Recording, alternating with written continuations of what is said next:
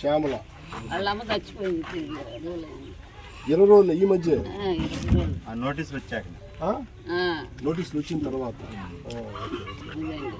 ఏంటమ్మా ఇప్పుడు మీ సమస్య ఏంటమ్మా?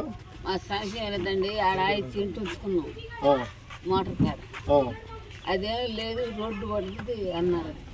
సరే ఆయి చెట్టు కింద చేయండి ఇవ్వండి అన్నాం. అది ఎందుకు ఇప్పుడు ఇక తప్పితే మీకు లేదు ఇంకేమి? ఏమి లేదు మాకు ఇక తినటానికి కూడా లేదు. కాసం దెబ్బ వచ్చి చచ్చిపోయాడు. ఎవరు మీ భర్త గారు? ఎవరు? శేషగిరిరావు గారు.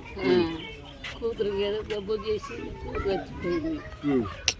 ఏదో ఒక ముద్ద తెచ్చి మేడ తింటున్నాము. అది ఇప్పుడు అధికారులు వచ్చారమ్మా మీ దగ్గరికి? ఎవరో వచ్చారంటే నిన్న వచ్చారా? నిన్నటి దాకా రాలేదు ఎవరు? నిన్న వచ్చారు. ఏమంటారమ్మా నిన్నొచ్చి? సరేనమ్మా, మీకేం కాదు, మేము అండగా ఉంటాము, డెఫినెట్గా అండగా ఉంటాము, అందుబాటులో ఉంటాం మీకు. మేము ఆల్రెడీ ఇప్పుడు బ్రహ్మైతో కూడా కనుక్కో వైఎస్ఆర్ కాంగ్రెస్ పార్టీ జగన్మోహన్ రెడ్డి గారి నోటీసులో పెట్టే వచ్చాము. ఓకేనా? ఒకసారి మిమ్మల్ని అసలు విషయం అయితే కనుక్కోమని చెప్పారు. మీ సమస్య మొత్తం కూడా మేము చూస్తాము. పార్టీ మీకు అండగా నిలబడిద్ది, జగన్మోహన్ రెడ్డి గారు అండగా నిలబడతాడు. ఇది రాజకీయ కోణంలో చూస్తలేదు మేము, లేకపోతే ఇంకో కోణంలో చూడలేదు. ఇది కేవలం ఏంటంటే మానవత్వంతో చూసి వచ్చిన కేసే తప్పనిచ్చింది. ఇది వేరే ఇంకొక కోణం కాదు, వేరే ఆలోచన కూడా కాదనమాట.